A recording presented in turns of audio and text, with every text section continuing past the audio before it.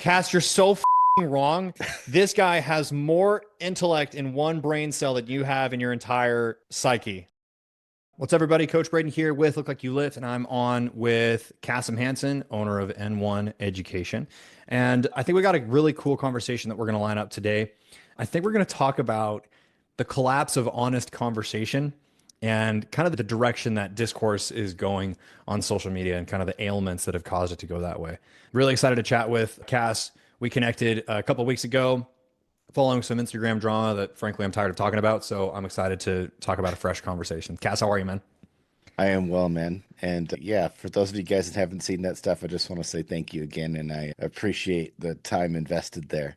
And I look forward to this being a much more interesting and productive conversation, which I think your audience seems to think so too, because the video that you made on this is probably one of your most popular reels to date, was it not? Yeah. Yeah. Yeah, that Yeah. is probably one of the most engaging reels that I've had in a long time. Yeah. It seems to be a topic that has peaked every year for the last like 2 or 3 years. There just seems to be a surge of where there's this kind of pushback or frustration from the general audience on the industry. Should we start with recapping that as the lead in? Let's do it, man. I started that video because I started to notice that there was just a lot of like unhealthy shit popping up in the reels. And it was getting a lot of engagement. You saw the fight with Jeff Nippard and Mike Van Wyck that kind of kicked everything off. And then just scrolling through reels, I just started seeing everything from like animosity to other people to bullying to just some discussions that were just so pointless. I mean, one of the arguments that I called out was two influencers talking about, they were arguing for days about fiber. And it was just like, why, guys? And there was name calling about fiber. And I was like, come on. And so it's a real clown show. And I've only been in the industry for 16 years. So I don't know if it's always been this way. Cass, that you've probably been in it longer. Has it always just been this weird negative? Not, I wouldn't say like mostly negative, but just kind of had this weird negative air to it. There's been these type of spats the entire time I've been in, and so that's without aging myself too much. We're talking like 25 years. Okay. So well before social media was a thing, but things weren't visible on scale then like Mhm. they were here. But it's almost like the pre-social media spats would become like these legendary stories that would get told because everything just traveled like word of mouth. Now it's the same type of behavior, but it's just more in your face. And people that aren't necessarily really high or really invested into the space are getting flooded with it. Mhm. Before, you would only know about these things if you were somebody that was going down the rabbit hole on these topics and investing in going into seminars or reading deep on forums and articles and stuff. Okay, then you would know. Now, if you're just like, hey, I'm just a person that like I just happen to consume some fitness content on social media because I enjoy it or whatever, now you're getting basically you're having these conversations or these disputes thrown in your face when probably you may have no interest or you have no idea of the context. You're a completely, we'll say like uninformed person. You're just like, whoa, what is all of this about? I was just scrolling on here to see some nice yoga pants and some tips on bicep curls or whatever it is, right? Yeah, I got it. Yeah, it's very, very interesting. I want to bring up debate and discourse. So, why do you feel like it's so important that we have, instead of like these arguments and like these fights back and forth and just kind of like this wailing and gnashing of teeth, why do you feel like it's so important that we have good, healthy debate? I think a lot of people think that the fitness industry or fitness, muscle building, fat loss, etc., that we know so much more than we do. And in reality, like the sciences behind this stuff are in their relative infancy. So there is a Mm, lot of stuff that's is up for debate. And the only way we really move forward is okay, yeah, we have discussions. These create hypotheses, these create research, or these get people to try things and see how they work out. So I think it it's premature to start like closing off opposing ideas at this point in time because we just know mm, a lot less than we know.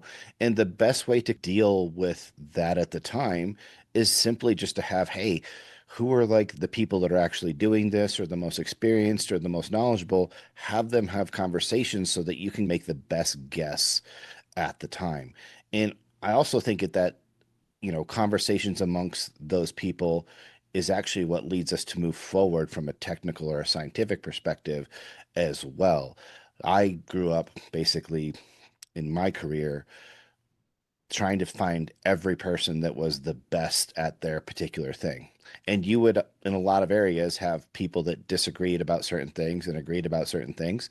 And I would say the disagreement, even though there might be like personal drama that would still happen back then, the disagreement was more encouraged. It wasn't like, hey, there should just be this one thing. People would definitely still have egos, but there was more of a we need this like debate. Like I more people were willing to challenge each other objectively and Mm, or at least cover ideas objectively because it's we're trying to move our thought process forward as a whole. So in all of these topics where we're unsure, like the best course of action is like, all right, let's just take all of the people with the best ideas or the best experience and the best knowledge.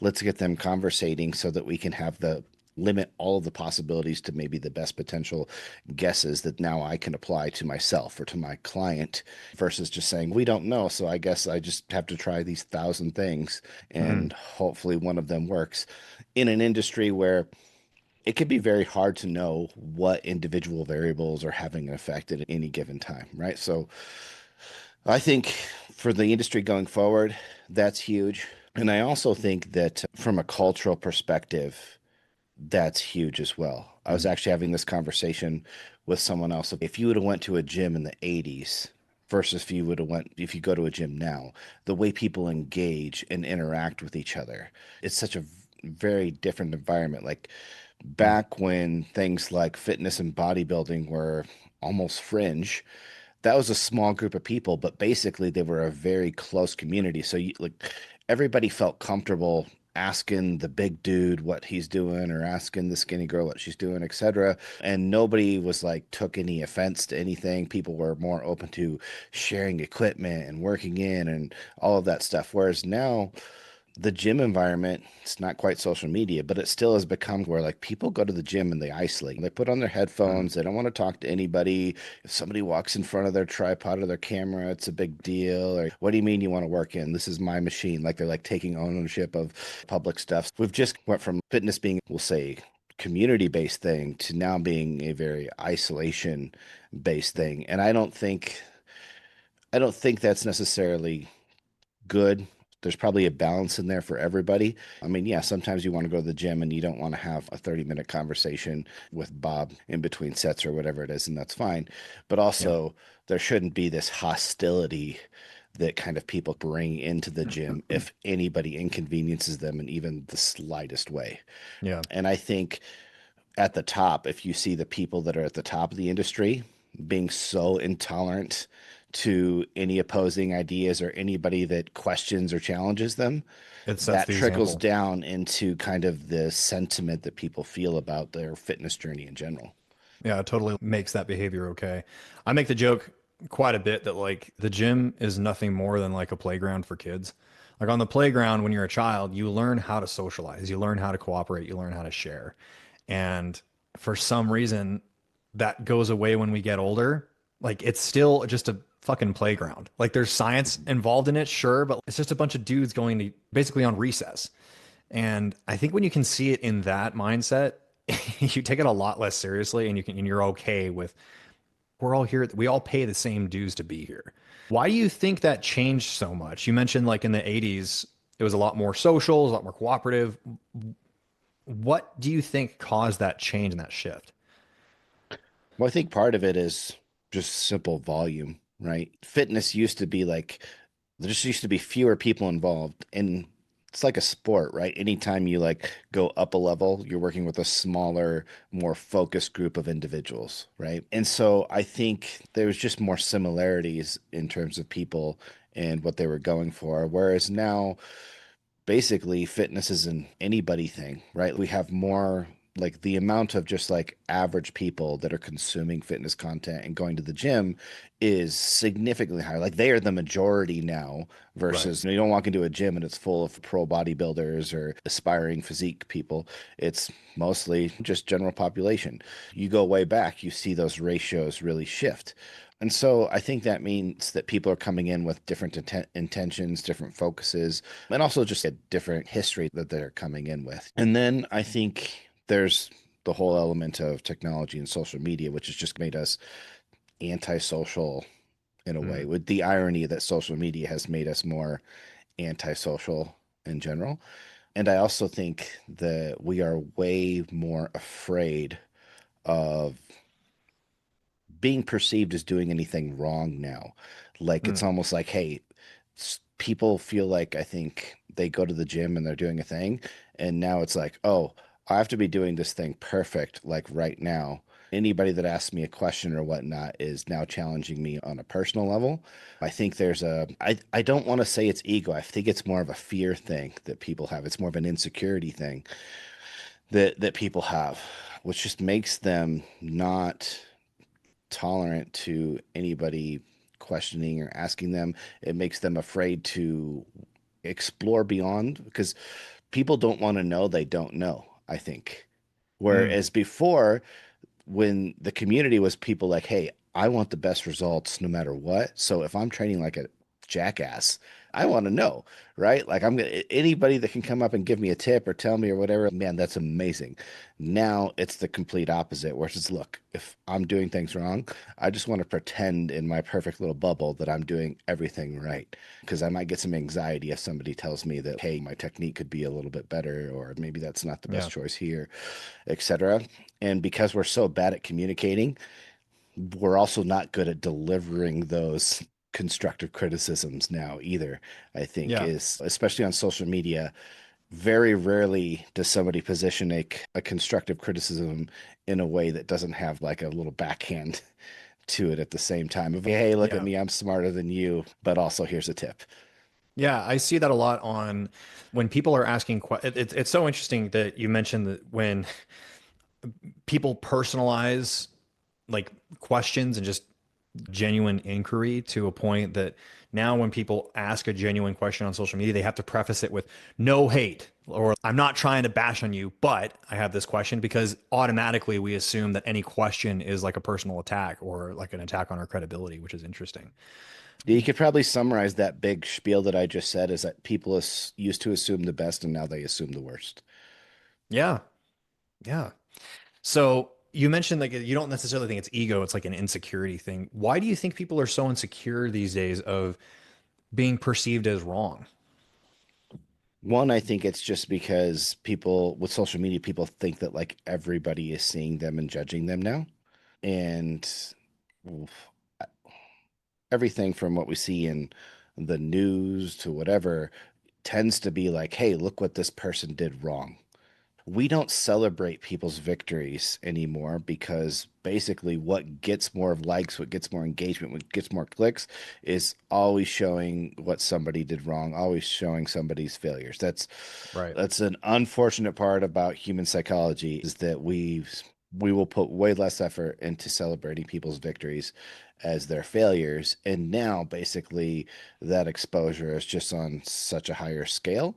And I imagine that also has to do with a lot of how, like, I'm from an older generation, but I'm aware of how much change there is in the school and education environment coming up. So I think part of that, like fear and insecurity, is also ingrained in just the way that kids and stuff are being taught. And then growing up now is that they're basically like, okay, I need to be afraid to say the wrong thing or do the wrong thing. And that kind of translates over to everything. Whereas if you're an elder millennial or older, you might have grown up in an era where it's just like, yeah, that really wasn't so, it wasn't something that was emphasis. That wasn't part of what was ingrained in you growing up that you needed to be so careful of everything you did and so afraid to do anything wrong because you might offend the wrong person or you might say the wrong thing and then that you basically get branded as, oh, I did the dumb thing, or I said the mean Yeah. thing, or whatever it is, right?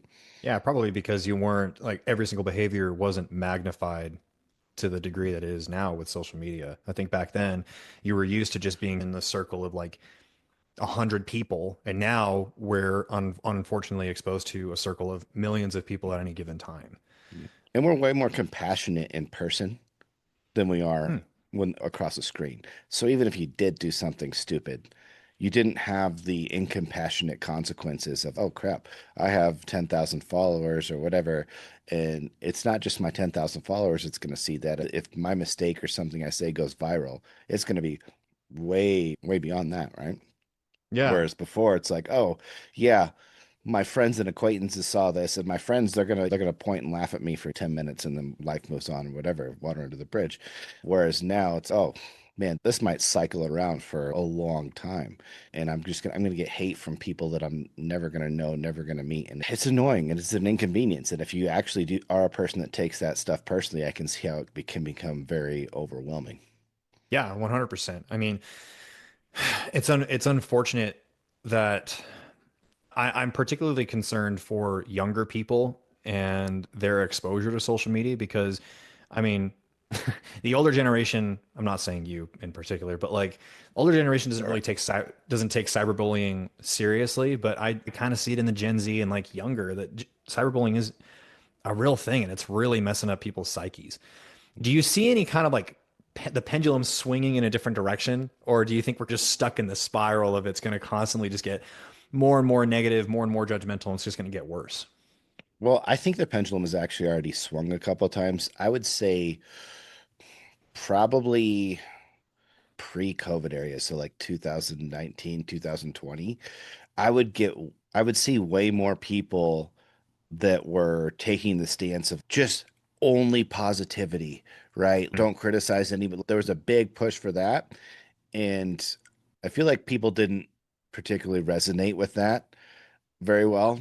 And so now it's went the other direction towards it's like, okay, free for all negativity. Yeah. So I feel like the pendulum has already swung one direction, went back a little bit, and now is going even harder. Which I mean, I think you'll see that, and part of that I think is also it's generational, but also we're just trying to adapt to what life is with social media at a rate that we're not able to. But because I don't think the answer is that people can be incompassionate on social media, that now basically everybody has to just be only warm fuzzies and you can't ever criticize I don't anything, think that's very right? productive either. No. And I think what that does is it basically, I think it almost like builds distrust and it makes you just not seem genuine when you're like, when I see people talk like that, I'm like, okay, I don't think that I'm actually getting like your real thoughts in the way that you're expressing this stuff. Nobody is completely like, oh, I have never had a negative or critical opinion of anything that anybody has ever done, and I would never say anything Yeah. bad. I'm like, okay, I think it's like, man, we just need to get back to, we need to be able to be honest, and people need to be okay with honest criticism Mhm. and be both in making it and receiving it and understand that, you know what, as long as things are done in an objective manner, then basically it's like you either learn or you get better or you're currently right. Like it's one of those things. So most people have set, I think most people look at things too short-sighted, and that's probably one of Mm. the reasons they're so afraid of. I'm really afraid that somebody points out something I'm doing wrong today, even if correcting that or improving upon that would make me better tomorrow and in the future. I would Yeah. rather just not suffer the pain of being criticized today. And I think if we get back to why don't you think about though, what's better in the long run, most people would be like, okay, yeah, you know what? Having people be giving me honest feedback is actually what's best for me in the long run, and then doing that. But the challenge is we're not incentivized to do either Mhm. of those things if Right. your score is what social media is giving you.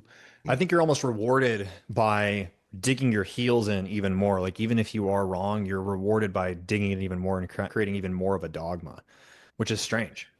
It seems like there's thresholds for things. Like there's like a certain amount of digging in, and then basically it's like at a certain point that can then start to work against you. Like for a Hmm. certain period of time, it can seem like that is working really, really well.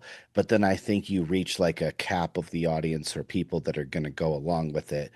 And then basically it's almost like, okay, now more people are talking about the fact that you are dug in than Mm. the people that are there being dug in with you, supporting you. So I Yeah. think we get so many kind of like illusions of how successful or how relatable our stuff is based off of the echo chamber that we happen to be talking to and the audience Mm. capture that we have, etc.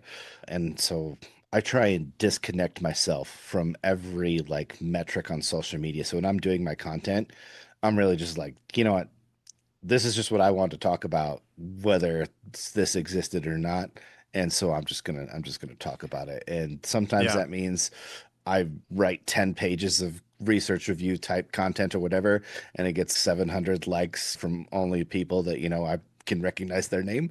And other times it was something really simple or whatever, or maybe it was more controversial, but it's like, okay, this blows up. But then it's like, okay, I'm not going to take that as like, all right, I'm just going to start making that content that Yeah. goes super viral. I'm just going to do this because I know that in the long run, that's likely going to serve me best, even though if my goal was like, hey, I just need to have as many followers in the next month or next year or whatever, then yeah, I could just make content for that. But Yeah. That kind of brings up some questions I have for you. My first question is, obviously, like you're a massive name in the fitness world, and you obviously have some positions like a lot of other influencers don't align with. How do you separate? How do you separate yourself from the clearly negative and not constructive comments whatsoever, like the ad hominems, the insults, and just people just trying to go after you? How do you separate yourself from that? I just make sure there's always a purpose to basically everything that I say that supports my argument, right? And that basically just eliminates ad hominems from being useful, right? It just Mm. takes the utility out of it. And ironically, usually if you're dealing with somebody that's doing a bunch of that stuff, they can keep throwing personal attacks or ad hominems or whatever, and it just affords you the opportunity to keep making objective points about Mm. your case. You're handing me the argument, and the essentially what ends up happening in those instances is that it's allowing you to provide more nuances or details or whatever that support your case. And usually the only people that aren't actually then somewhat persuaded by that are people that are so tribal that they're just rooting for the other person to just say nasty things. Those are people that you are never going to convince them with logic or objective information anyway.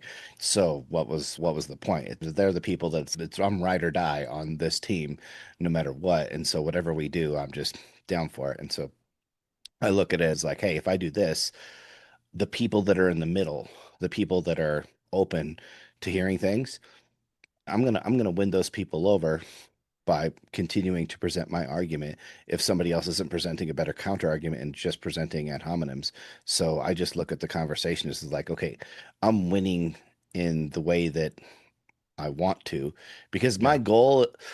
like my goal isn't necessarily always to convince the person with the opposing view to agree with my view. My goal is just to present my view the best that I can and let the Mm. pieces fall where they may.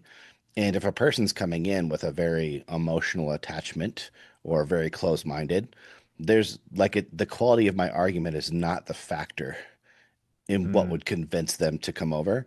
And so I've just conceded that there's only certain people where I can actually have a conversation where there actually is a chance of either of us moving our position on something. But what can happen is if I put out objective information and comments and I conduct myself respectfully and professionally, that people in the middle, people that are unsure, are going to be more open and more informed by what I'm saying versus somebody that's just using ad hominems or insults, etc. Yeah, so it sounds like you've almost gamified the negative comments. You either use it as additional content or use it as an opportunity to not necessarily prove them wrong, but how would I word it? You use it as an opportunity to almost solidify your stance of, hey, I don't need to resort to these negative comments to like make my point across. That's Yeah. awesome. So negative stuff always gets more views and engagement. Sure. But rather being the person that like projects that stuff, when it does happen to happen towards me or in something that I could comment on, what I will do is I will try and take that negative, I will try and take the virality of that negative thing that's happening and leverage it into a way of something positive. Yeah. Right. So even just this last week, Mike Van Wyck posted a story of one of my reels and it just said ass hats right Right. on it. And so I was just like, okay, cool. I'm just going to take a screenshot of that, put it up, explain my position. And then I included a couple quotes of his or whatever that basically support what I'm doing in some way, shape, or form, just pointing out the hypocritical nature of calling me an asshat. And I communicated that to him as well. I asked him about it through DMs or whatever. Did you actually read the post, etc.? And we went back and forth a little bit. He clearly didn't. And then he just stopped commenting. So I was like, all right, I'm going to leverage this. You chose to publicly insult me and my content. Yeah. I'm going to use that as a way to get more eyeballs on why I'm actually doing it. So I'm going to just flip the tables. And it's amazing how upset people get when you do that, when you're like, and he actually said, people are going to focus more on what I said than your actual content. And I'm like, yeah, who's responsible for what you said? And that's exactly what I'm doing is I'm taking what you said as a way to amplify the eyeballs on Hmm. the actual content, right? Yeah. I think the reason why it drives people crazy, it almost goes back to, again, I talked about kids on the playground. Kids that are bullies, the only reason why they continue bullying is because they get a rise out of the child. If the child just doesn't react, the bully has nothing to go off of. And so it's kind of the same thing here. If you're not giving them anything to go off of, they go crazy over it. So I might be pulling back the curtain too much on how your business runs, but you talked about how you make content not really worried about how viral it's going to go, how much engagement it's going to get. You just make just good content. And you said that you don't necessarily, if something pops off, you don't necessarily try to make more of that. In the social media game, at least if your business is primarily organic, it grows when you're repeating the pattern. So, do you is your business more focus? I guess how is your business growth occurring? Is it through organic? Is it through ads? Like, how would you say like your business is growing the most? It's organic. What I can tell you is that I have found there not to be a great correlation between periods that we're killing it on social media Mm. and basically our actual revenue. Keep in mind that our product is what I would say would be a premium product aimed towards basically mostly coaches and Right. more people that are very serious about this. They care about the nuances. It's a smaller niche. If I'm actually trying to create a following of that niche, it's never going to be the same size as somebody that's trying to hit a much broader audience.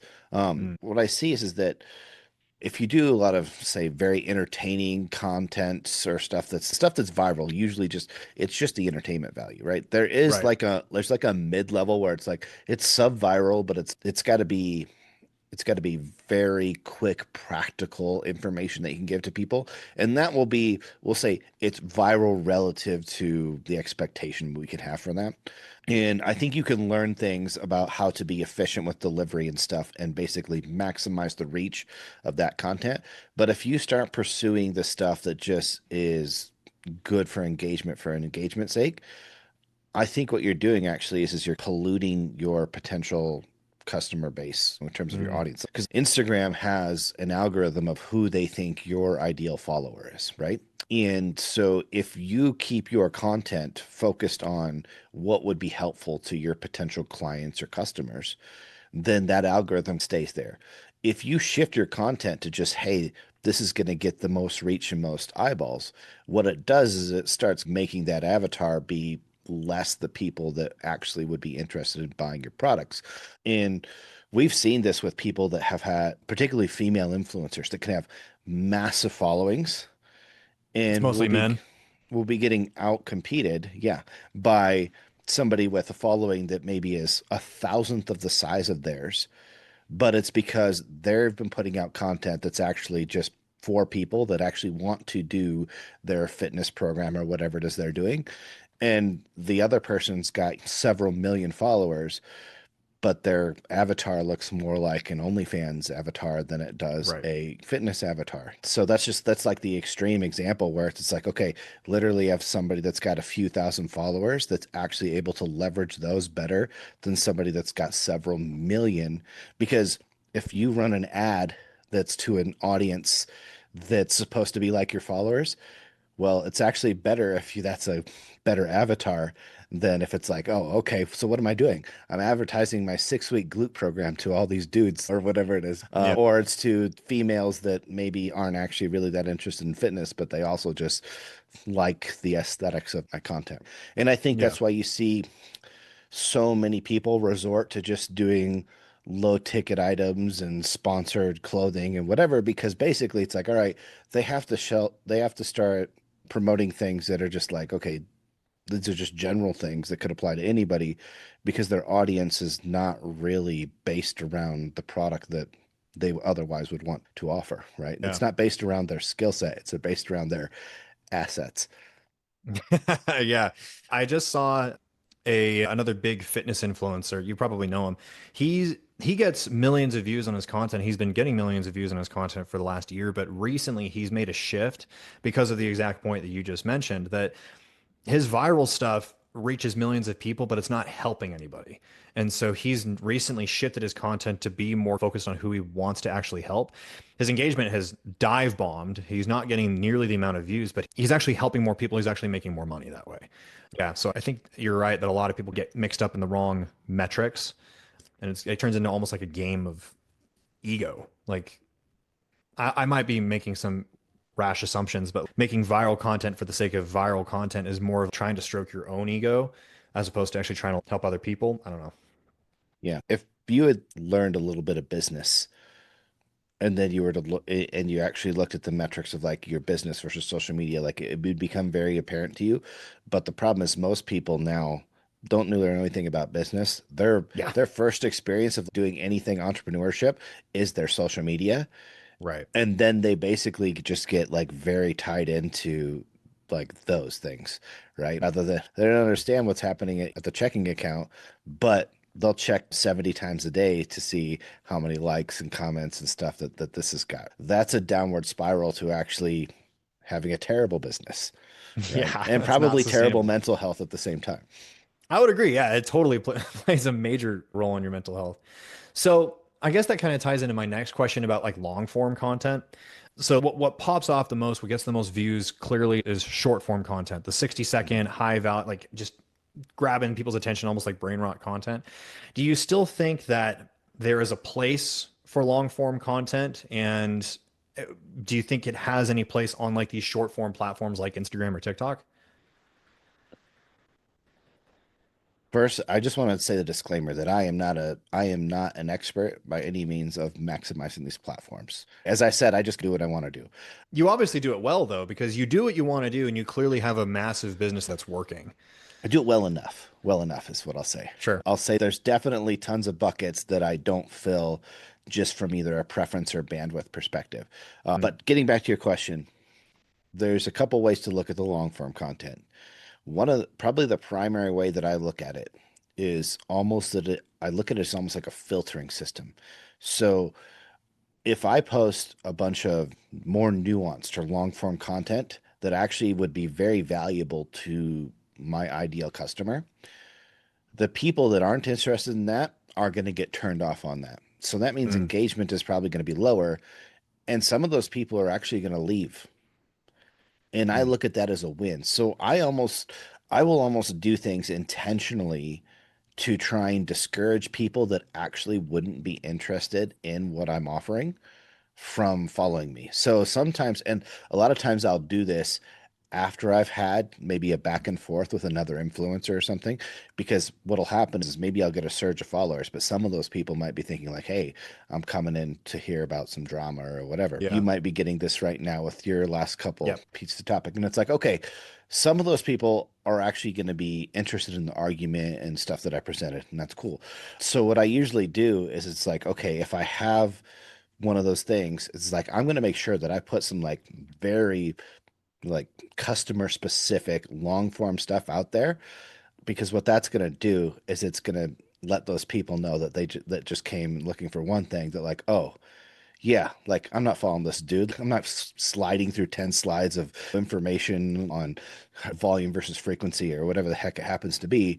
I just wanted to see like this, other stuff, right? So I look at it as if I provide high value, longer form content on these like more short content type platforms, it kind of works in a way is like, okay, the people that aren't willing to watch a 3 minute reel and only would watch a 20-second reel, what's the likelihood that those people would be willing to invest in my product? So I kind of look at it like that. Now, some people might be like, oh, no, I don't want to lose followers or engagement or whatnot. But again, I don't really care how many Instagram followers. What I care is how many students do I have, right? Yeah. How many Who's people do I actually have paying doing my our bills? programs? It's not just, it's paying your bills, but it's like people that you're actually helping, Yeah. right?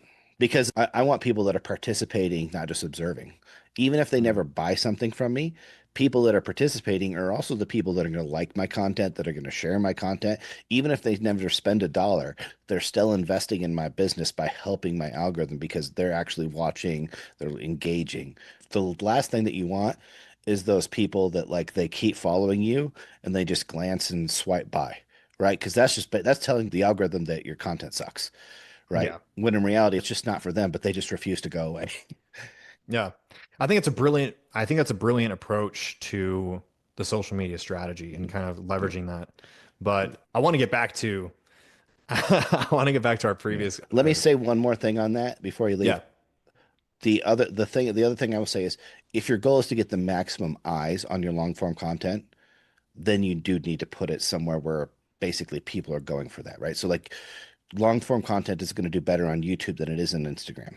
Right. But so I use long term on Instagram differently. I use it as a filtering, Yeah. but to actually maximize the amount of views that I'll get on long form, then you put it somewhere, you put it on a podcast, you put it on YouTube, etc. So I just want to say like there is direct benefit to long form, but just don't expect that you're going to get reach on long form on the short term platforms. So I think you use them in either place for different goals.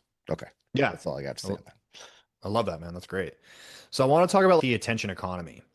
We're in an economy where everyone is fighting for your attention. I mean, we're on platforms where businesses spend billions and billions of dollars just to try to grab your attention. And that's created some good actors and bad actors. There are good actors in public discourse and there's like bad actors in public discourse. And there are obviously people on this platform who are invested in trying to help people, and then those who are just playing the game, just trying to, again, stroke their own ego. How are you supposed to discern who's actually trying to help and who's actually just trying to grow their name? I think it's easier to find the bad actors than it is to sort out like who's really good because it gets blurrier the further away you get from the most like egregious behavior, right? Mm, Especially because yes, everybody is trying to play the game, and if you're really out here just trying to help people, you probably hate the game, right? And so mm, you might be like, okay, I'm experimenting with this or that or whatever, because you're like, you're trying to find like, how can I play the game to the least objectionable ability that still allows me to be successful versus just saying, hey, I want to do good things, but I can't help anybody if if nobody sees my content, right? right. So I think there's a lot of people that have good intentions and then they struggle how to play the game. And I would actually put myself in that category, right? I'll Mm, go back and forth between how I feel about certain types of content or engagement that I'm doing. I'm like, okay, I'm going to do this because I think the net positive is worth it. And then sometimes you just waver on those things because it's really hard to measure. But people that are bad actors, what you tend to see is basically everything that they have to offer tends to be like at somebody else's expense in a way, mm, shape, or form. So let's take reaction videos because that tends to be something that people tend to be split on. Some people, they love these from a psychology standpoint, basically, but just disagreeing with somebody else, that basically people are more likely to listen to it. And they also yeah. think that your argument is stronger versus you just saying, hey, here's what I think. So right there, I can get more engagement if I simply point out where I disagree with somebody else before I say the thing that I think. Now, how you leverage that and how you go about that, I think is different because I'm not against like reaction type content stuff, but I do think that there are, we'll say that there should be like some moralistic rules. So, for Mm, instance, you won't see me make reaction content to just somebody that's just going to the gym and doing their thing.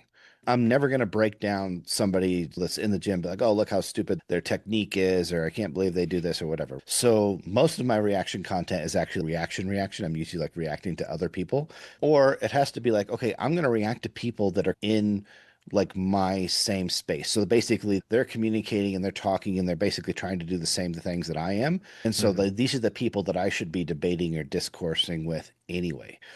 What you'll tend to see for people that I think are just bad actors is that basically they're just trying to dunk on a lot of people that they know have either no desire or ability to fight back, either because they have no following or they're people. Maybe you're a professional in the space. And if you're critiquing some dude that's just like sharing his fitness journey, come on, this person probably doesn't have the time, the energy, desire, or the knowledge to, even if they're right, they might not be able to articulate it in a way against somebody else.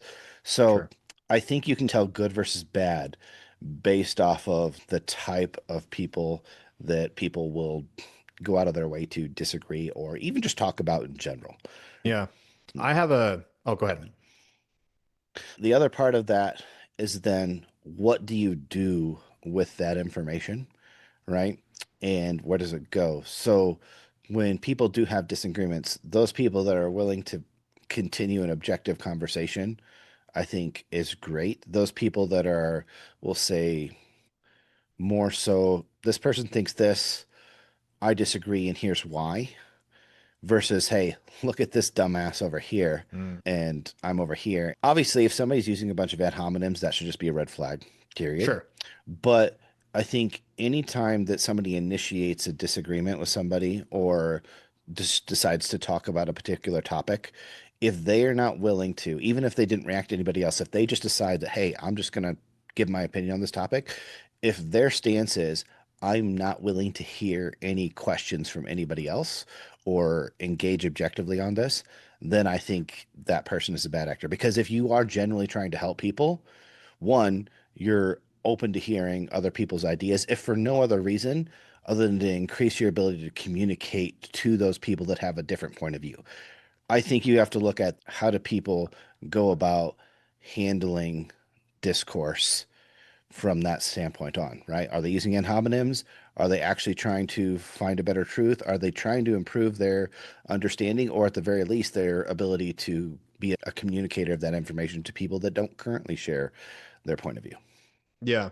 I have a different viewpoint when it comes to stitches or reaction content. I It is really hard to find reaction content that's actually productive. There are a couple people in the fitness space that their entire content is reactions. And clearly they carved a niche out for themselves. But my problem with reaction content, especially if that's the only thing you do, how much do you actually how helpful is your content actually if all you know how to do is react at other people and make fun of people, and if all you know how to do is disagree, where can you actually make a stance for what you do agree on? Or I don't know, I have yet to find a channel that makes productive reaction content. I think the majority of reaction content is just reaction baiting. It's just getting more and more engagement. I find it very difficult to do that content and make it productive. I would So, agree that people that do that exclusively probably are more so in the bad actors.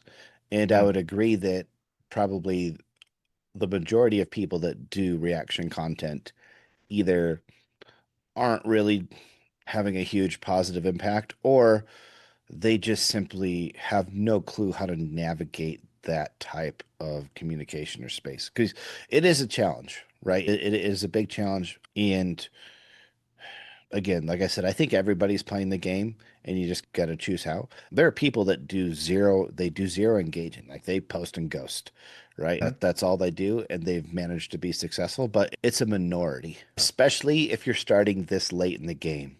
And I think that's a problem is you have so many people that are like, all right, they're starting out or they don't have a big following yet. And there's these other people that have been entrenched for such a long time and they have a massive following, they have good brand recognition, etc.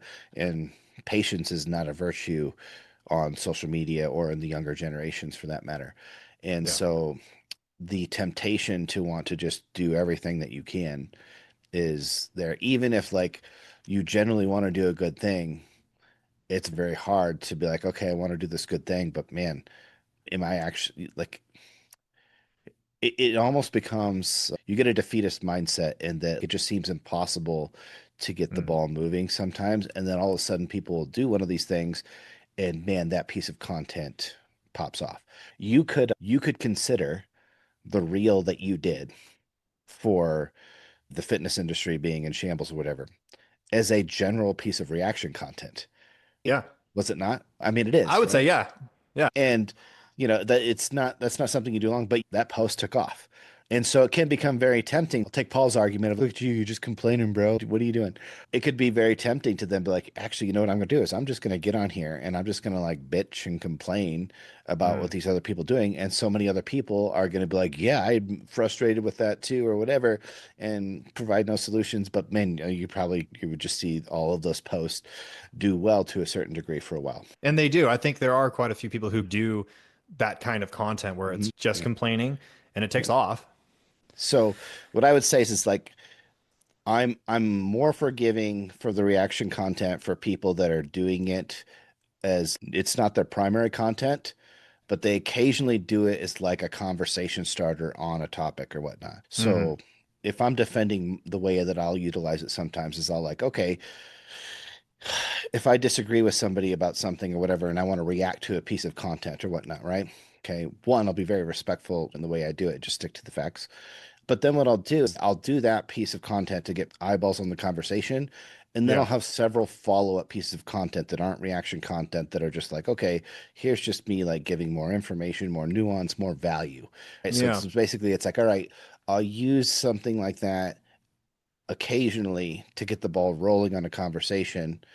And then what I'll do is then try and nurture that conversation in a respectful way without it continuing being reacting, reacting, reacting. Yeah.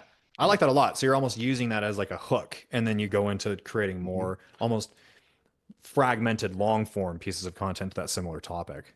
Very cool. Now, I think we had a disagreement on, I think you had some disagreements about the initial video that I created, I think, and you can correct me if I'm wrong. I think one of your disagreements around that was it's one thing to talk about the negative behavior in the industry, but what can we actually do about it? Was that fair of why you disagreed to that? Well, that wasn't just a disagreement. I just said that right now it's very popular to complain, but not a Yeah. lot of people are offering solutions. I think the main part that I disagreed with was with my thing on like the 3 hour trap video, is that despite that not being a very great example of a good debate, I Yeah. do believe that there is a place and actually a need for those type of conversations, right? Hmm. Now, does your client Susan that's coming in just to lose 20 pounds and she's got 4 kids, does she need to listen to a 3 hour debate on traps? Like, absolutely not. And this kind of gets into that, okay, the problem with having everybody in the same room conversation. Yeah. Your first topic of it's one thing to complain, it's another thing to do something positive. That's where it's like, it is a lot harder to find and offer solutions right now. Yeah. And it's very, very easy to complain. And that's in the fitness space, that's all over the place, right? It's very trendy to dunk on people that are quote unquote science based and just like "Ugh, this or whatever it is. But almost every term in fitness now has been turned into a meme by a group of people misusing it. And then basically you just get people making content that just clown on each other. There's actually, I won't drop the Calcium names. ions. Yeah, I won't drop the names, but there's this guy right now that just keeps popping up on my feed, and basically all he's doing is basically just making content that's just like dunking on these younger TikTok people that have, we'll say, pretty poor takes on some of these things. Yeah. But the problem is that he ends up doing some of these critiques where it's like, ooh, do it. I don't know if I quite agree with you on here. You went overboard, but to the people that aren't really paying attention or aren't really in the know, once you create this momentum of look at these idiots and I'm better, then you don't actually need to be presenting factually true information anymore, and people are just going with it because I've built up enough wins that now Yeah. people are just going to roll with it. And I think also this is where ego can get involved, is like you actually stop checking yourself on your Mm. ideas, and that's where people start doubling down. I can't admit that I was wrong because here I am just batting 1,000 against all of these plebs on TikTok or whatever it is, right? You end up basically making a lot of bad arguments yourself, but now you've Yeah. got these people that are going to go with you just because they just bought in because they similarly disagreed with the people you disagreed with, and now they're going to Mm. agree with you, even though maybe they wouldn't have earlier, or if they put some actual thought into it. Yeah. Yeah.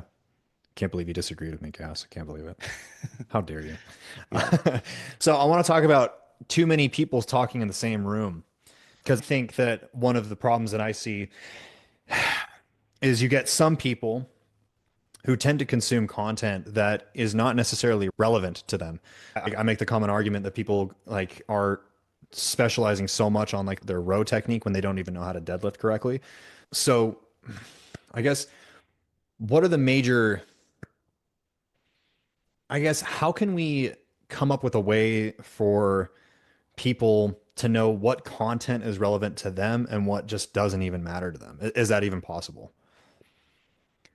It's really a personal choice at that point in time, but it can't, like, unfortunately, as a whole, we are very ignorant when it comes to fitness and physio. Like, we have one body, and it's Mm, one of the things that we know the least about going forward in life. Which, to me, as somebody with a biology degree, a biochemistry degree, and being in this space, and it's just unfortunate the average level of education that people have about mm, their own body and their own health and whatnot. And what that does is it makes it very hard to decipher good from bad information, what's relevant to me. And modern marketing is to make whatever I'm selling appear relevant to as many people as possible. mm. Even if it's not, their money is the same, right? Yeah. So, as a consumer, the only thing that you can do is to put whatever is a reasonable effort to continue to educating yourself as possible, right? Because they see your filter is just going to get better the more that you know, right? Mm, So mm. basically, there has to be some personal accountability. Think of it in any other way, right? If you were car shopping or something like that, if you decide to go in knowing nothing, the only thing that you're going to know is whatever the salesperson tells you, Sure. Yeah. right? That's it. And the fitness industry is no different, right? So being an informed consumer is your number one weapon there, right? So if this is important to you, if you actually do like to consume this information, if you have time to scroll, you have time to read, right? You have time to consume some long form stuff or whatever. So I think personal accountability is basically the best solution to this. Is the more informed the consumer base, the better decisions they will make. And that also influences the market upstream because then Mm, it's harder to sell BS to an informed population than it is to an uninformed population. Do you think the industry is in a better place than what it was because there's so much more information out there? And my stance is there is more information out there, but there's more good and there's more bad. yeah. And it used to be that in order to be an influencer in this industry before social media, is you had to have some sort of reputation of success.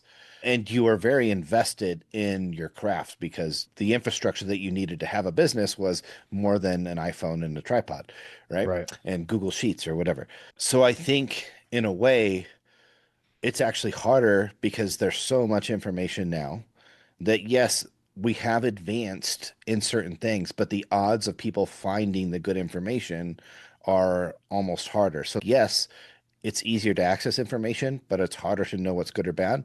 And you might have a completely different perspective than me on how you think things are going because we all have our own little algorithm ecosystem Yeah. that like gives us like, oh, here's what I think is happening in the industry. And that's just the snapshot that was made for you. So Sure. we're more clueless now to what's going on overall because what we get it with the information we get is more curated than ever before.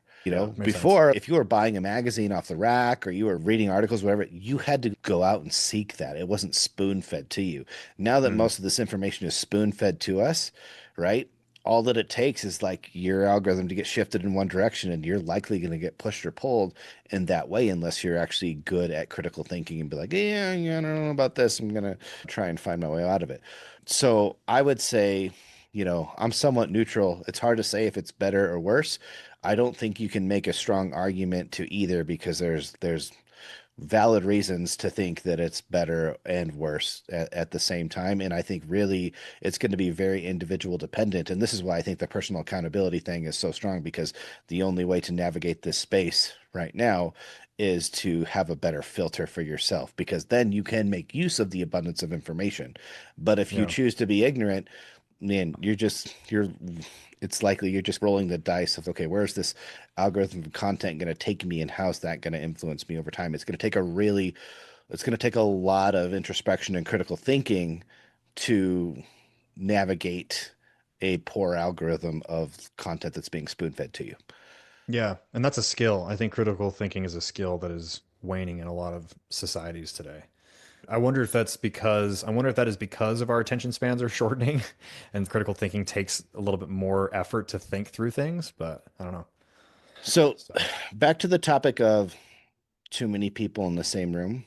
Or I yeah, would say that it's not too many people in the same room, it's everybody in the same room in terms of like social media. So if I want to talk about nuanced biomechanics, right? Or if I want to debate on those things, I think that like right now the problem is that if I make a post on social media that is geared towards my students, and then somebody is looking at that as, oh, this is for somebody that's just starting the gym. Okay. right. There's a clear disconnect there. And right now, basically, everybody sees a piece of content and relates it as if it was for them or if it was for who their audience is. So Yeah, like you and I have very different audiences. So if you went through my sure. feed, you'd probably like, oh, this is all like way too complicated or overly nuanced or whatever. And I'm like, okay, but my audience isn't your audience. Right, If I looked at your content, I would be like, this isn't going to help my audience at all. This is right. all stuff that like if they didn't already know that's coming in, then what are they even doing here? There's this huge disconnect between the content and who it's for because it just gets delivered to everyone or the algorithm decides who Yeah. it gets delivered to. And I don't think we should be critical of content without that context. It's a perfect valid critique to look at my content and be like, hey, this isn't for beginner people just starting their fitness journey. I'm like, of course it's not. It's supposed to be for Mm, the professionals that are helping them. To use like the car analogy, if you want your mechanic to know more about the car than you ever care to know, right? Like yeah. that's the way it should be, right? So you probably shouldn't be consuming the same information. If you're going to buy a car, you shouldn't be consuming the same information as the guy that maybe is going to run diagnostics and service your car, right? Like Yeah. you have two different goals with that information. So there's a problem. I think it's a fantastic analogy that you just made there. I think that from what I see, N1 is definitely more for the mechanics and the engineers as opposed to the guy who's just trying to lose 100 pounds. Yeah, I mean, we literally are a brand that sells courses for personal trainers and elite athletes that they're trying to eke out every nuance. We now the argument be made that if there's an exercise technique, can a person that's just starting out use that technique and it's still a valid exercise? Sure. Absolutely. It doesn't make it a bad exercise because we put a logic around it, right? And I think that's where people are like, oh, this is too complex, stick to the basics. And one of the questions I always ask is, what does basic mean? And most people have no answer, or they stick to the fundamentals. What is a fundamental exercise? And really what people mean is they mean familiarity. And familiarity is Mm, individual, right? So if you're just starting at the gym, it's going to be familiar to you, the things that you're exposed to or taught to, right? I mean, there's nothing inherently more complex about doing a pull down with one arm than with two arms, right? Or bench pressing with one bench angle and one arm path versus a different angle and a different arm path, right? The one's not more complex than the other, but people tend to look at through the lens of, hey, just stick to the things that you're familiar with. But in reality, everybody right now is exposed to so much different stuff that familiarity can vary from a very different degree. People might just be starting out and they're following one influencer that uses these exercises. And basically, so the exercises they're going to be most familiar with are those. We don't all have a similar origin point like there might have been like 20, 30 years ago, where it's like, okay, Mm. cool. There's the encyclopedia in bodybuilding. Right now, nobody reads the encyclopedia of bodybuilding. They see stuff at the gym, they see stuff online, they try stuff and do stuff. You could argue that we use barbell lifts are traditionally thought of as, oh, these are the basics or whatnot. Yeah. Say you train at a Planet Fitness or a 24-hour or whatever, right? Like there might not even be a barbell in your gym, right? So does that mean all of the machines are too complex for you to use and therefore it's not good because you can't do the quote unquote basics because you can't do bent over rows? But there's a row machine right there. Like it's just so people conflate familiarity with complexity, I Mm. think. And so that causes people to brand things as good or bad in a way that's not really relative. And we also distort, hey, here's something versus you need to do this. If I post an exercise, certain people will just think that, okay, that must be the best exercise because Kassem's doing it, right? Or Yeah. he posted about it. And I'm like, no, I'm just saying, hey, here's this exercise I happen to be doing and doing this. It was really funny when I started popularizing the unilateral pull down stuff back in like 2019 or Yeah. whatever. Everybody thought you invented it. And it's no, I'm not the first person to do this, but I was probably the first person to really explain the logic and stuff. But what Yeah. was interesting is I would do it on one cable machine one day, and then I would do it on a machine or something the other day. And people would be like, oh, is this better than the other one? I'm like, literally, somebody was using the other piece of equipment. So what I did is that I went and I did the exercise on a different cable machine, or I did the same exercise over here. And it's not about this one is the best now because this is the most recent one I posted. It's just I want to do this action with my arm, and I did it in a place that was available at the time. Now, can we talk about, oh yeah, this one's a little bit more short, this one's more like yeah, we could get into those nuances, but overall, the amount of people that wanted to label one variation as, oh, this must be the best and the newest one, and they were just because I posted it, they were so focused on, is this one better? And if it is, Mm. I'm now going to ignore all those other ones and just do this one. And that's not the mindset to take away from this type of content where it's people are putting out all these exercises. These are all options and their tools. They all have pros and cons. We shouldn't be looking at content of, if somebody does say, hey, this is the best and the only way to do it, which there are those people there. You and I know some of those people. I think that's a very, very precarious position to put yourself in. But a lot of Sure. people are just, they're just like, hey, here's a thing that I like or that I'm doing, or this thing does this. And a lot of arguments are created falsely under the assumption that because this person talked about it, they must think it's the best or the one thing to do. And that happens a lot because you have people sharing ideas or talking about things at a level up here. And then you have people out down here that are ignoring all those nuances and just assuming, all right, smart person does thing, therefore Mm. that thing must be the thing. And I think that creates a disconnect between the intention of the content and how people perceive it. I think that's the hardest thing to portray when it comes to short form content is the nuance, is the context behind the content. And I mean, frankly, I have no idea how you can create that kind of context or that kind of preface to the content without completely dropping your views or losing interest almost I immediately. think the only strategy I've really found is that what you have to do is you just have to try and like slowly drop nuggets over time. So it may take you a variety of posts where you can drop a sentence or a line here and there or a Mm. couple. So you're not turning every piece of content into super long, but you're slowly trying to set the tone. So if somebody consumes enough of your pieces, you at least create a portion of that following that understands your overall message, but you're still able to make some of that. And then the other thing too is just throw those long content bombs in there that, yeah, Yeah. they won't do engagement well, but the people that do engage with those are likely going to be your most committed followers anyway. And hopefully they can help set the tone in the comments and stuff like that. So I know some people that have done a really good job of nurturing their community to where basically it kind of self-polices itself. And I know people have done the exact opposite where they have Yeah. nurtured their community to being a cesspool. You can accomplish both.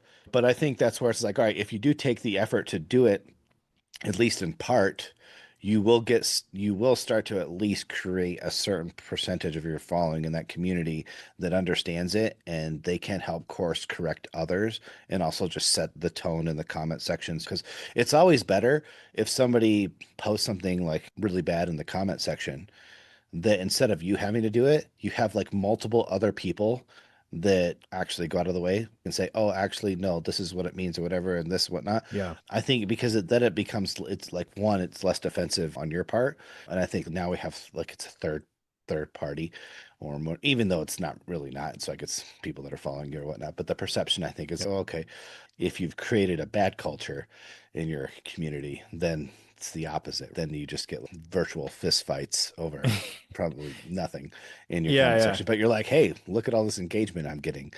Yeah. Yeah. Well, and I think if you create a bad culture like of your own, like that's your responsibility. You created that. I think it's Mhm. really hard to shift it the other direction. To take your bad culture and kind of shift it into a positive, productive culture. I think it's really hard to do that. Yeah. Yeah. I know people that they will block people that question or disagree with them. And Yeah. then they will show support to the people that are the most visceral to those people that did question them. So Yeah. they will reward terrible behavior as long as it was terrible behavior on their behalf, Yeah. right? Yeah. And then when you do that, you basically, what I'm doing is I'm getting rid of any people that would dissent against this behavior, and I'm encouraging more and more people to have that. And then random new follower walks in and be like, "Hey, what about this?" And then And then they're everybody just, destroyed. yep, and then they're destroyed. And some people love that. They're like, "Oh yeah, look at all these people rallying to my cause." And you'll actually get people that will weaponize that then. And so once they built a bunch of those people up, they'll send them to go Yeah. attack and comment or report and whatever on other people's stuff, That's been going on, harass and people. that's been going on for years. That's not just native to TikTok or Instagram. That's been going on for, I mean, I remember back in the early YouTube days, that was a thing. And that's insane. And that's not just in the fitness space. Like I think a lot of like little corners of the internet, they do that to each other. It's crazy. It's crazy. That kind of leads me to Dogma. I don't know how much I don't know how much you think of Dogma in the fitness industry, but when this might be going off topic, I left my religion and I found that like the religion that I was a part of was very, very dogmatic. And by leaving that, I noticed I was able to identify dogma versus truths. Do you feel like fitness in a way has become like individual, like dogmatic religions almost? Yes. I mean, I think in general, we have looked at things, everything from politics to fitness and whatever, is in a more kind of religious like type format. And I think that just has to do with a lot of people not knowing where they are in the world and how to critically Mm, think and whatnot. Is they're looking for that tribe, right? They're looking for that quote unquote safe space.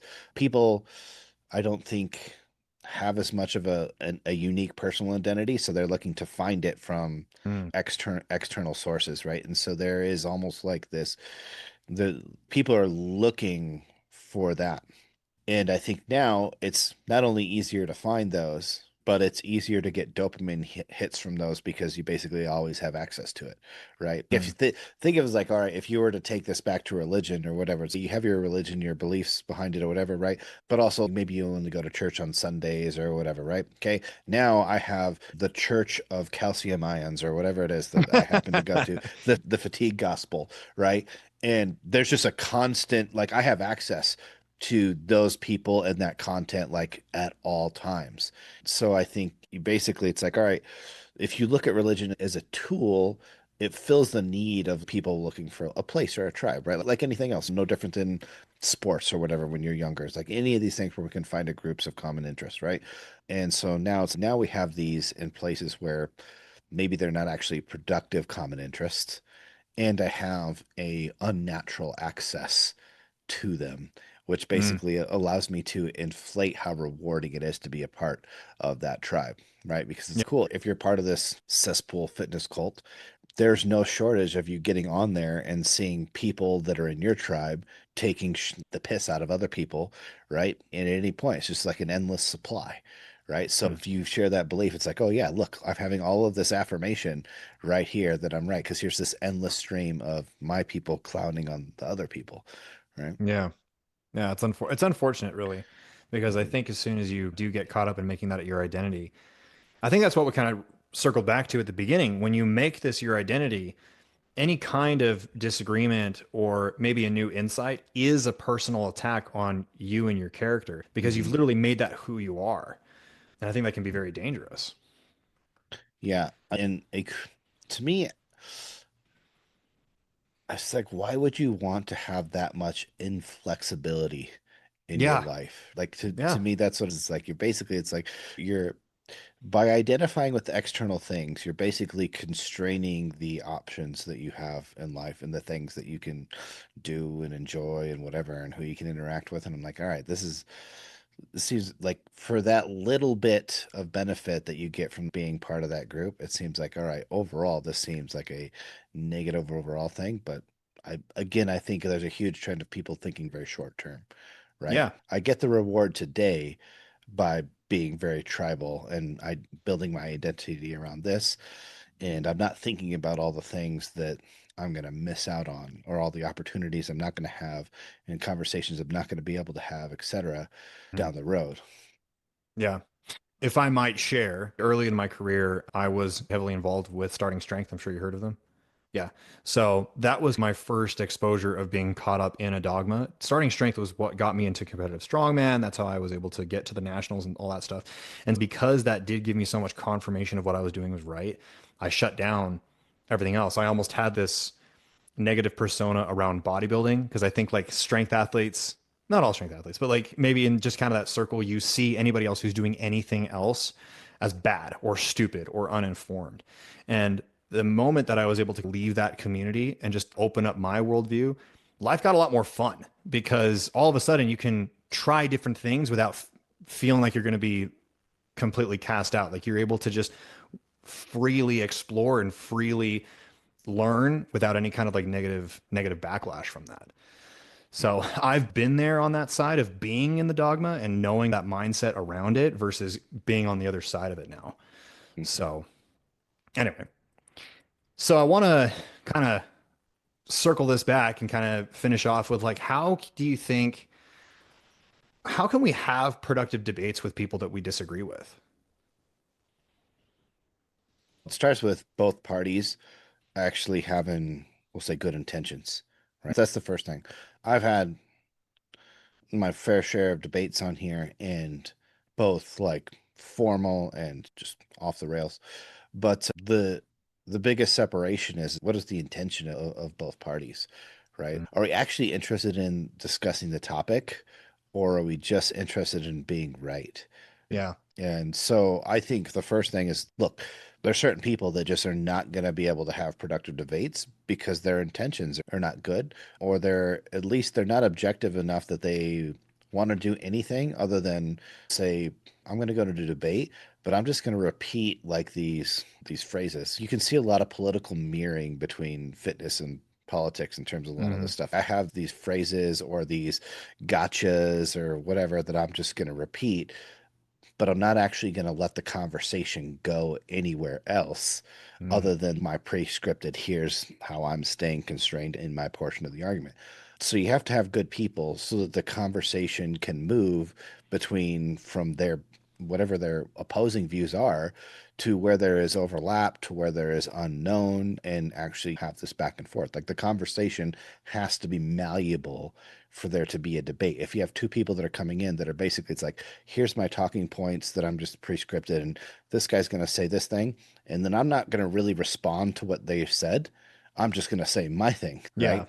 Well, we're not really debating at that point in time. We're just basically we're lecturing side by side is what we're doing. Or preaching Yeah. side by side is probably a better way to put it. So Yeah, I was just going to say, I find that a lot of debates right now, and maybe this is always how it's been, debates are more so not trying to convince the other person. It's more so just trying to rally your existing following behind you to disagree with the other person, which is, again, I think unfortunate. Yeah. So, I think the purpose, it shouldn't be necessarily to convince the other person, but it should be to at least address the critiques of the other person. yeah. And the probably the people that you should be focused most on, if I'm having a debate and I think I am correct, okay, which I don't know why I would have a debate and think I wasn't, right? I might Mm, be open to the possibility that I should be open to the possibility that I'm wrong. sure. But I at least think if I think I'm wrong, I don't know why I would go into the debate. I would be like, I'm not sure about this. Why don't you just tell me Yeah, yeah. where I'm wrong? But in that sense, my goal is like the people that are the most influential at that point in time are the people that are undecided. I Mm, shouldn't be trying to rally the people that already agree with me coming into this, because what's the point? yeah. I'm not gaining anything, they're not gaining anything. To be honest, the people that should likely are most interested in debate objectively are the people that are undecided. They're curious. They're Mm, open to going one way or another on issue. Okay. yeah. Obviously, there will be a certain amount of people that show up for their side, but those aren't the people that are there, excuse me, to objectively observe the debate, right? Those are the people that are basically there to just like rally. Okay. And so if you're there for a debate, you're not there to egg on the rally. You're there to say, hey, how can I address the undecided people? And in order to do that, you have to address the critiques or the differences from the other side, right? Yeah. So if you have two people that are talking past each other, then if you're undecided, you just end up more confused because nobody Right. actually addresses it. And so you basically just have, well, he said this and he said this, and both of them communicated that in a way that seemed true-ish because they didn't actually address the counterpoints of the other person. Then Mm, the people in the middle just they stay confused and they lean whatever direction they were going to lean with anyway, or they just resonate with the person who they like more, right? yeah. So to me, it's like, okay, you should be focusing on the people that are actually open to changing their mind. You're always going to lose if you're focusing on the people that are never going to change their mind. And you're minimally having any benefit if you're focusing on the people that are already on your side. Right. Love that. I would be interested to know, have you had a debate with someone where you changed your mind, where you realized like you were wrong on a certain thing? I would, what I'll say is I've had lots of, we'll say, you call them epiphanies or things like that, where I don't know that I've had a debate with somebody where I've went in and I've done a 180 on my position, Mm, but what I've done a lot of is I've modified my position because a lot of times these positions are not a binary. There are a lot of it depends things, right? yeah. And so a lot of times you'll have a debate and a person will bring up valid points and what ifs and etc. And it's like, okay, that is not something I have considered, or that is context that I have not done. So I will say that I have modified my position in ways to reflect criticisms or disagreements of other sides in quite a way. But I haven't had one where I'm like, okay, I think this. And then when I went out, I went polar opposite. And I don't think I've had that probably influence on anybody else either, which to Mm, be honest, if we're having a debate, if two people that are similar in education and whatnot, and we're talking about this stuff, odds are they aren't so far apart that you're going to have this huge polar shift in it just doesn't exist because there's a lot of convergence, right? sure. So if I was to talk to somebody I'd completely disagree with, they would have to probably be very uninformed on the issues, right? Because basically it's like once you have a certain amount of knowledge on a lot of these things, there's going to be a lot of common ground. And now what we're really debating is like small nuances and context. Take any bipolar topic in the fitness industry, whether it's okay, do we train to failure or not? Is volume more important or is it frequency? Like you take any of these Yeah. things and then cycle around. And people tend to like, okay, maybe I lean more towards high volume. Maybe I lean more towards low volume or whatever. You're almost never going to see somebody be like, okay, you convinced me. I came in here as a low volume guy and now I'm going to be a high volume guy or whatever. Likely what happens is that you see that there are use cases for the other thing. There's contextual things, there's nuances. They're like, okay, yeah, volume of what? Okay, yeah, I'm going to do a lot more sets if an exercise is a smaller range of motion, short position challenge, things like that, or whatever, versus I'm not going to do as many sets of an exercise that's going to absolutely brutalize me in a high intensity rep range, etc. There's a lot of these, yeah, that makes sense in this context, and your thing makes sense in this context. And those are the things that I think are really important about having these debates, especially in public, is that context that gets missed in these short form content or whatever gets layered out. And that's where people actually can get useful application. Because if I'm just an advocate for one viewpoint, and I never go into all the instances where maybe this wouldn't be a good idea, but another person could do a really good job of doing that. And my basically, I would have to concede that, yeah, a lot of these are good points. Like these are a lot of instances where maybe you would use lower volume or higher volume or et cetera, whatever the topic may be. What Yeah. that does is it allows people to then say, okay, which one of these fits my use case, my context, right? And if I have a preference towards one way or another, I can still lean on the spectrum in the direction of my preference, but also make it a little bit more contextually appropriate for me rather than looking at things as here's a hard rule that applies all the time. Yeah. Most of these things are principles that are very contextually and individually flexible, right? Mm. The best exercise for who, for what, Yeah. Yeah.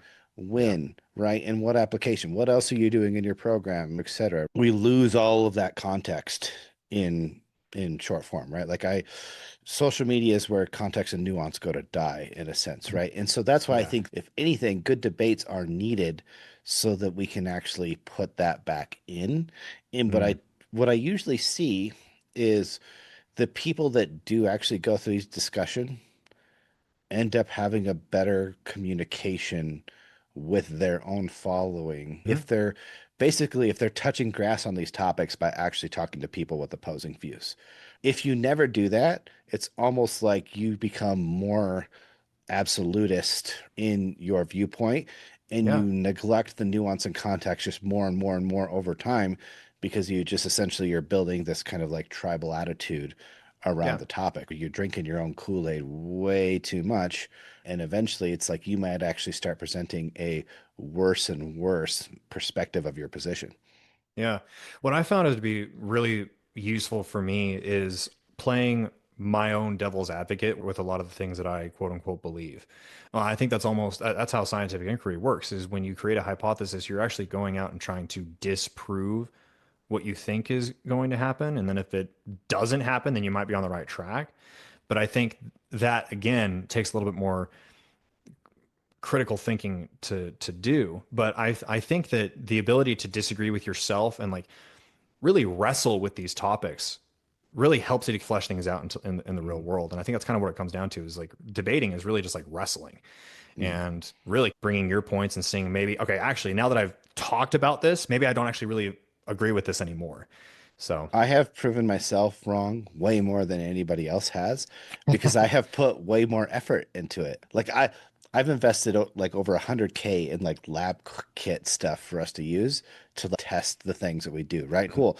These are objective measures now. They're not going to lie. And so when we see things not play out the way that we thought in theory, then it's what are all the potential things that we're missing and what questions can we ask, etc. So basically, it can force you to reevaluate things that you thought were somewhat settled, which you need once you've exhausted your own introspection on a topic. I've tried to challenge myself in every way, but sometimes you need fresh eyes or a new piece of data to basically open up the avenue for those questions that you haven't thought to ask or those possibilities you haven't thought to explore. So I yeah. absolutely agree with that approach, but most people are completely invested in the opposite. And Mm. what they do instead is they invest in trying to find more and more ways to secure their current position rather than evolve it or potentially challenge it. Yeah. I I think it's because think that's easier. yes, it's for sure easier. And like I said, if you have this fear of being wrong, the last thing that you want to do is change things up. But I mean, we've the irony of like, a field like biomechanics is on social media, it's portrayed as this kind of very simple and black and white thing. A lot of the times, like this is exercise best, biomechanics says this or whatever. And Mm. that's done almost exclusively by people that don't have any understanding of biomechanics, right? Now basically the majority of biomechanics courses that are like posted on social media or whatever by people are people that have absolutely no idea what they're talking to, but they've realized that this is a term they can leverage, just like Yeah. science-based or anything else. Just another loss of like terminology. Is biomechanics means nothing these days, right? Yeah. You have so much of the stuff that's basically done just by people that have no idea what they're talking about and don't realize how complex and nuanced. It's like it creates the illusion that things are way more sorted out than they are.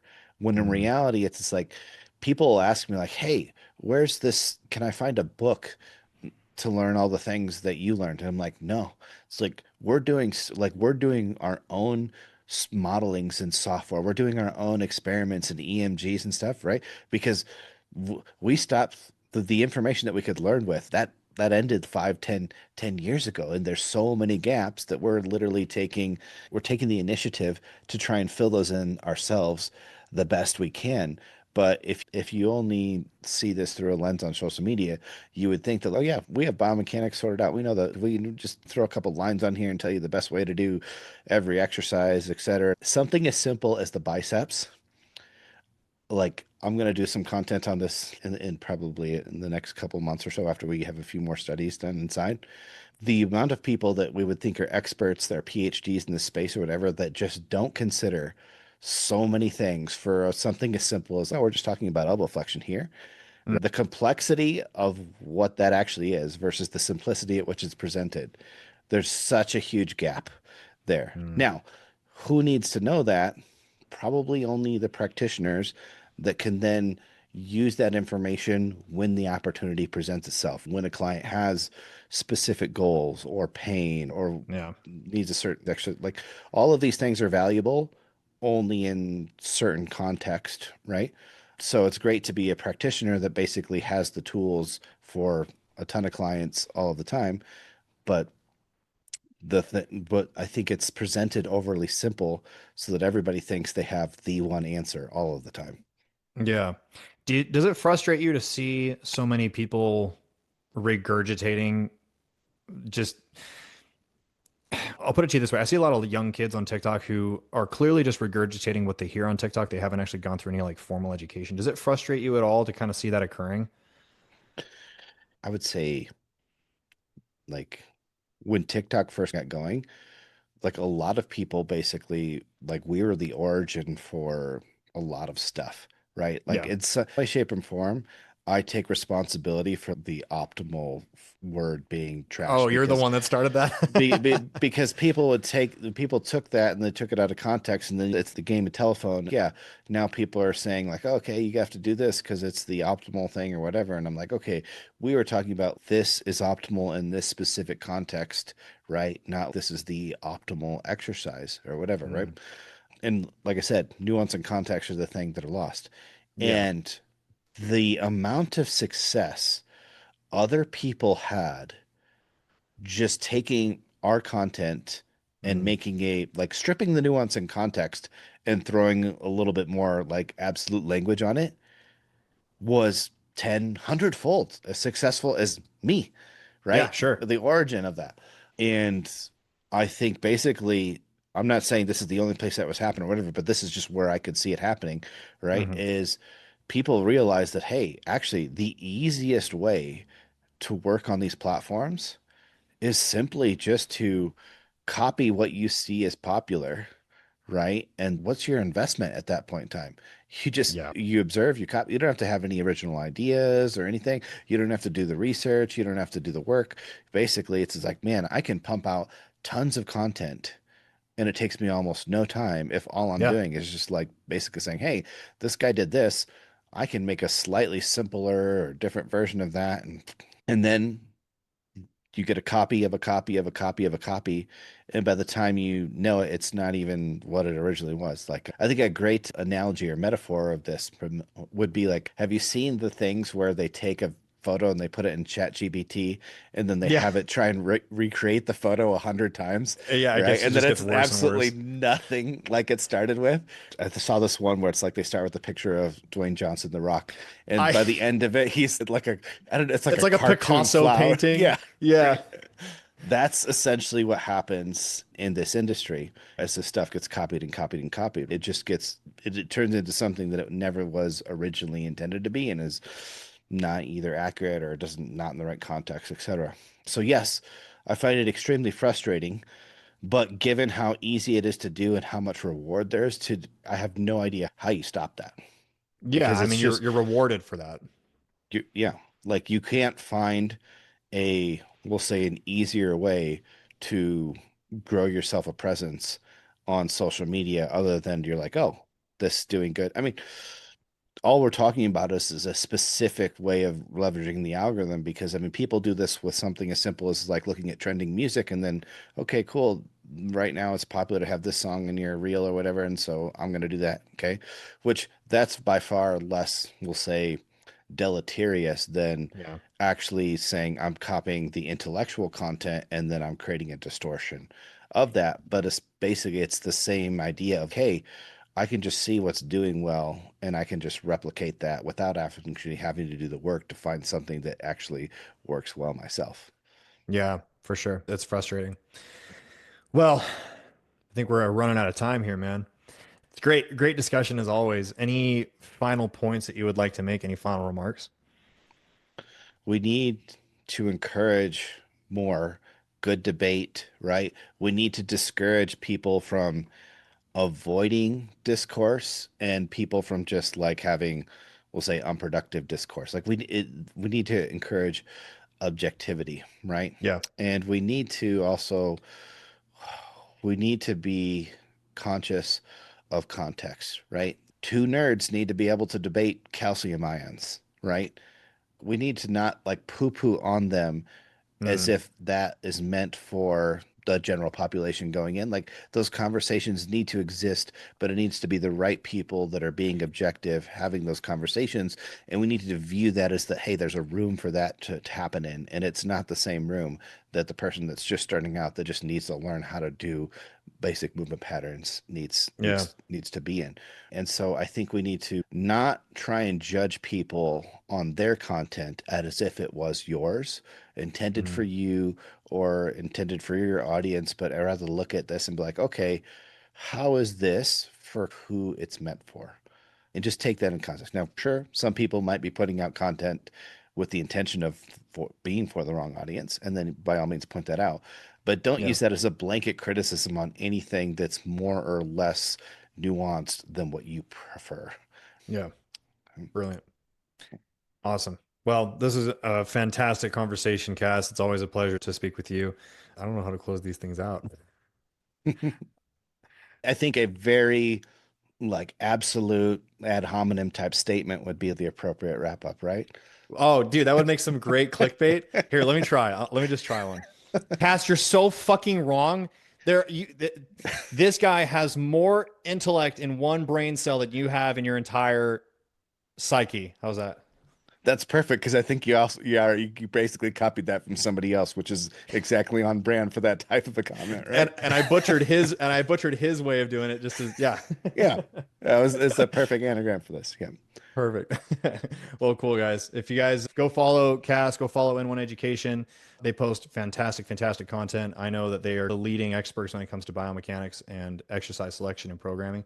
So definitely check them out.